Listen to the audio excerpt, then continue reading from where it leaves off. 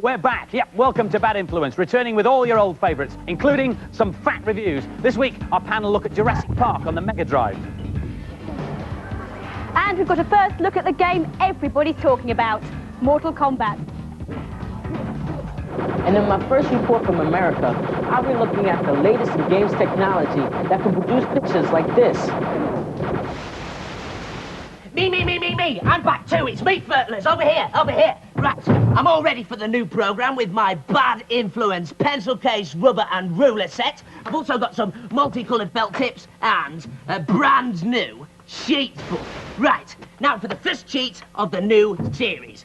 It's for Super Swift on the SNES. Now, normally on Super Swift, you have to choose to control either the helicopter or the Jeep. But this cheat lets you control both at once. Simply press select on the title screen and then start an A. So, that's select and start an A. And now I can attack from both the ground and the air together. Right, if you'll excuse me, I just think I'll finish off writing my address. Yes, here we are. Namrud, star of Bad Influence. Yes, the shed, that's right. Behind the studio, Leeds, Britain, the world, solar system, the universe, yes, and the cosmos. A somewhat unscheduled interruption, the first of many, I'm sure. Hey, are you tired of typing? Are mice making you miserable? Are you jaded by joysticks? Then what you need is one of the new personal computers that you can write on. Hey, right on. This one's called the Pen Pal. It was launched by Amstrad earlier this summer. It has the capability to be a phone book, a diary and a notepad, and you can put additional software in this little slot on the back here. Now, when you first use this machine, you have to teach it how you write. Not how you write, because it understands the letters, how you write, because it's got to understand how you form each letter. So, let's do B. Train B. Capital B, and tick. Now it's learned how I do a capital B. I put all the other letters in before the programme, so now if I write my name, it should recognise it no problem at all. A-N-D-Y-C-R-A-N-E.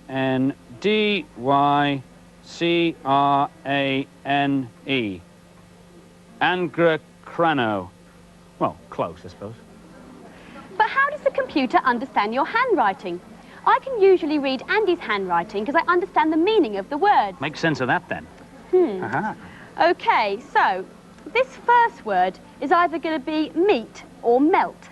But even Andy isn't going to want to melt me in the canteen, so it's got to be meat. The computer doesn't know that, though. It doesn't understand the meanings of the words, so it has to use a different technique. The computer learns the way you write each letter. It records where you put the pen down first, and then follows you all the way around to the end. Now, that pattern that ends up, if it matches something in its memory, all well and good, but then again, sometimes your small e's end up as small s's. Apple have brought out their own electronic message pad called the Newton. It tries to get past this problem by comparing each word you write with its own inbuilt dictionary. So it'll only let you write proper words. There you go, meet and melt. But I get rid of that because it's a lot of fun. It's more expensive, but you can write any way you want on the page, and you can write in joined-up handwriting too. So it's just like using a pen and paper, really. Soft. And now, it's Tom for our first revoir. I think he means that now it's time for our first review. No, that's not what it says here, though, is it? It's Jurassic Park. There's only one film, but there are loads of different versions of the games. The SNES game comes in interactive surround sound. The PC version has the best graphics, and at the other end of the scale, there's the Game Boy version. They're all due for simultaneous release on October the 22nd. But first to hatch is the entirely different Mega Drive version. Here's Sir Hale. Jurassic Park is an average platform game hyped on the back of a major film licence. You can either play Dr. Grant or as a raptor. Here I'm playing Dr. Grant.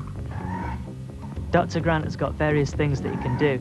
He can swing from ropes, and as he falls, he can shoot the dinosaurs with various weapons which are displayed in a box in the top left-hand corner of the screen. He's got various weapons, such as a dart, a red dart, an electricity bolt, and a bomb. The scrolling on the game is rather jerky, but the animation on the central character itself is quite good.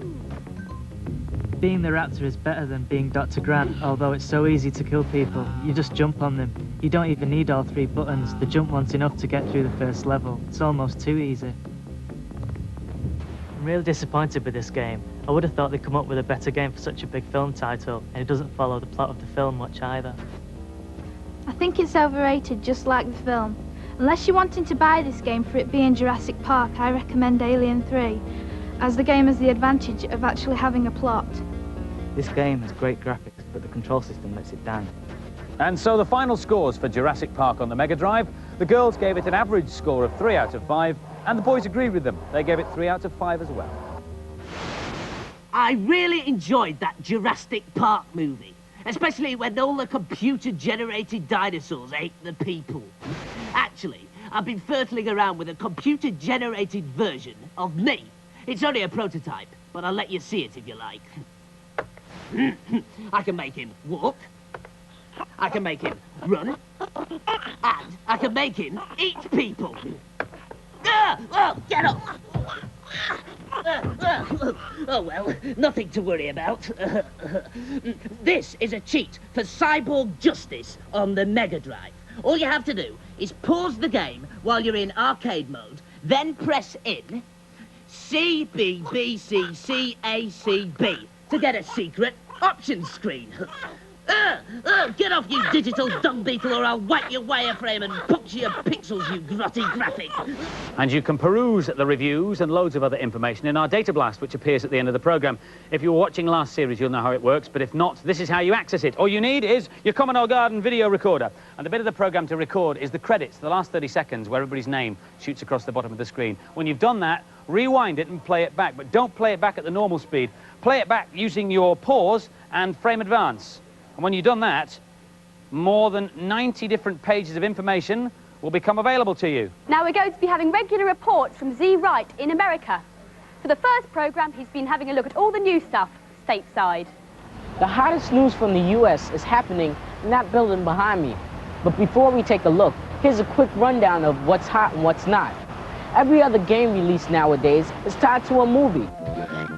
The hottest is Virgin's Aladdin, based on an animated Disney movie. The graphics are being produced by Disney animators. Virgin's other big movie tie-in is Demolition Man the Game, based on Demolition Man the movie starring Sylvester Stallone and Wesley Snipes. The actors shot some special footage during the production of the movie to be digitized into the game. LucasArts are putting the final touches to Super Empire Strikes Back. And they're also developing 2 new Star Wars titles, TIE Fighter and this one, Rebel Assault.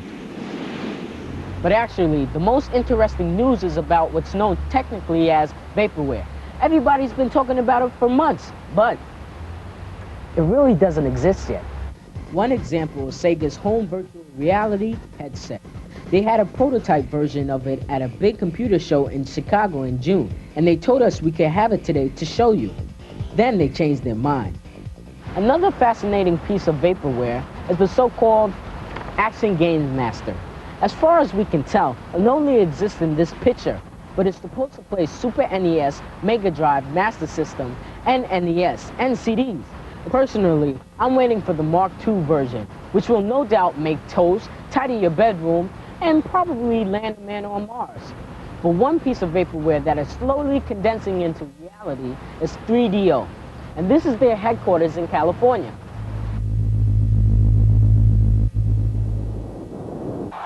Now, if you haven't heard of 3DO, hey, where have you been? It's the next generation of hardware, and here's one of the first players, which should be in shops over here in October.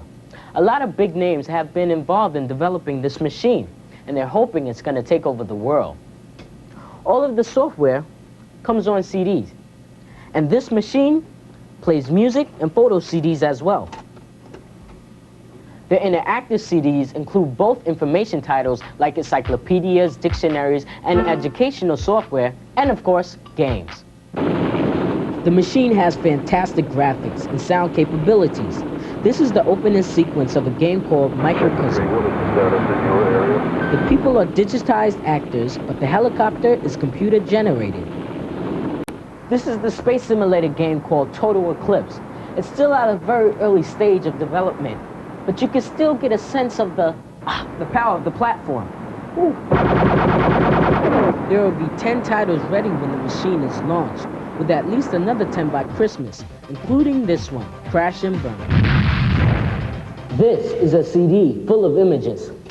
To encourage to game developers to use the capabilities of the studio, they are given a library of 200 CDs full of images and sounds they can use for free.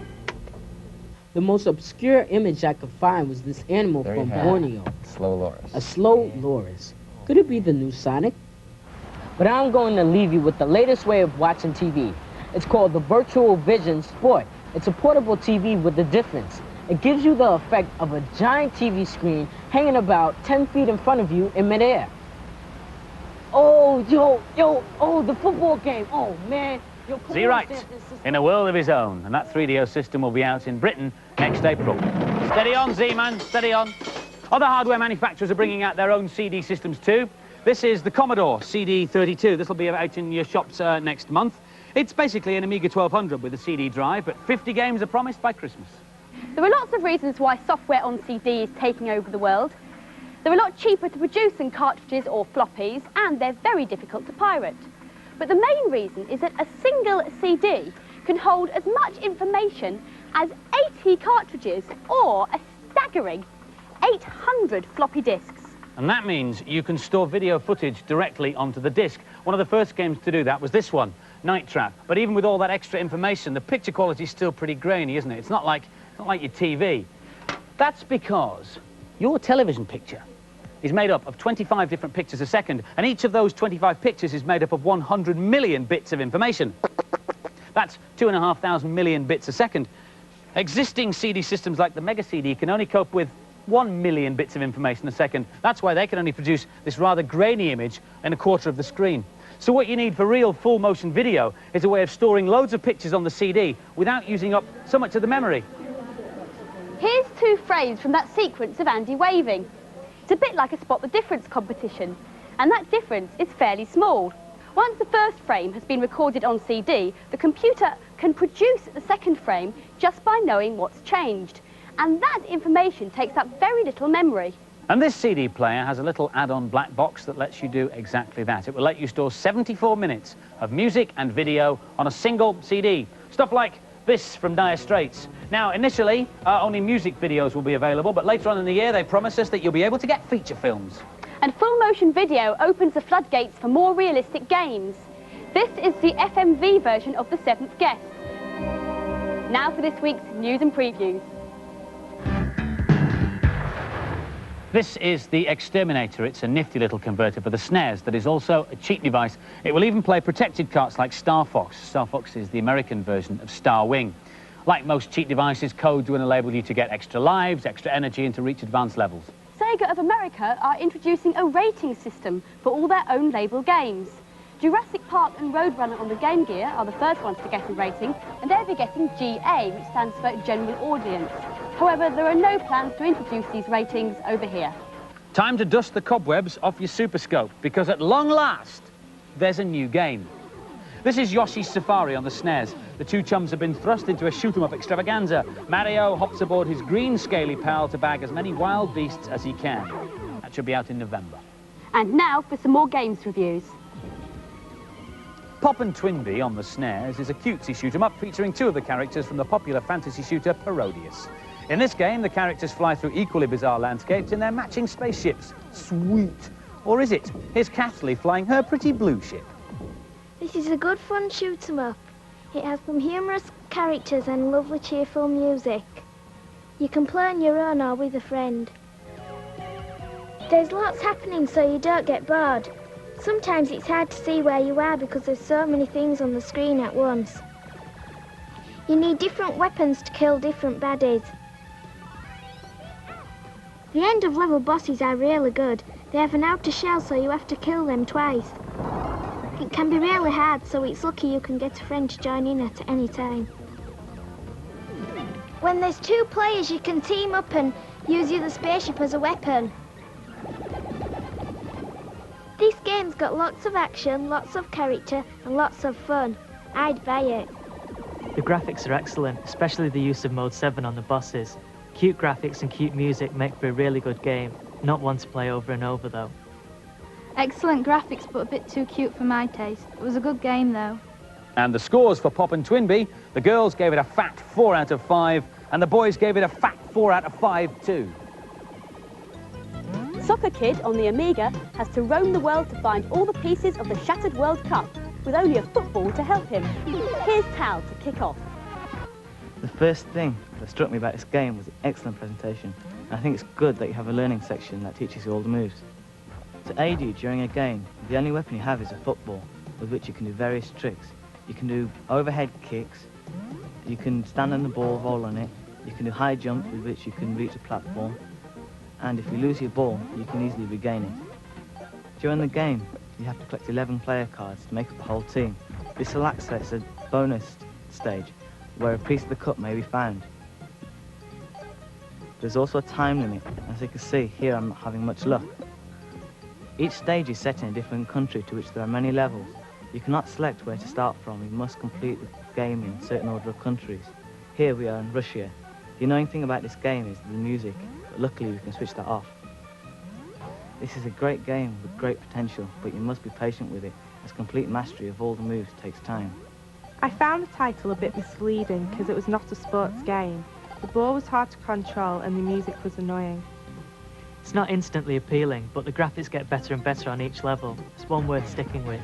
And the scores for Soccer Kid, the girls gave it an average 3 out of 5 and the boys gave it a fat 4 out of 5. This Monday, sweaty hands across the country will be able to grab hold of the most hyped game since Sonic 2. Mortal Kombat, claimed to be the most graphic beat-em-up ever. Digitised characters literally rip the hearts out of each other's bodies and tear off each other's heads. So here it is then, the first showing on British television of the game that everybody's talking about. This is Mortal Kombat. Now, the software company behind this are hoping that all the hype will sell some more copies of the game. But as a beat-em-up goes, it's no more violent than any other you can buy. The difference is that, like the coin-ops in the arcades that have a switch that turns off the violence, Mortal Kombat's got a gore code included. Now, a gore code is simply a cheat that lets you turn the violence on or off like a tap. This is it without the cheat, and this is it with it. I don't know what all the fuss is about myself. That cheat is only supposed to be available to anybody over the age of 18, but of course by now it's been published in all the magazines. Listen, take it from me, it doesn't add anything to the gameplay, and bear this in mind before you part with your hard-earned. In a month's time, the best beat-em-up ever comes to the Mega Drive. Good old Street Fighter 2. The annoying thing about Mortal Kombat isn't the violence or even the hype. It's the fact that, once again, video games will be put under the spotlight and given bad press by people who really don't know what they're talking about. What a load of scrotty rubbish! Of course video games can't make you violent, and anybody who says they can, I'll rip off their heads and write their name on the wall with the blood from their tonsils. I've been playing video games for ages, and it hasn't affected me. Right! I'm going to tell you this cheat once more. It's how to get to the cheat menu on Body Blows for the Amiga. All you have to do on the tournament screen is pull both joysticks back for 10 seconds. I said 10 seconds to get to the cheat menu. What are you looking at? I've been playing video games for ages, and what are you looking at? If you want to access the Data Blast, set your video recording now. Competition time now. We've got a CDI player and some software to give away.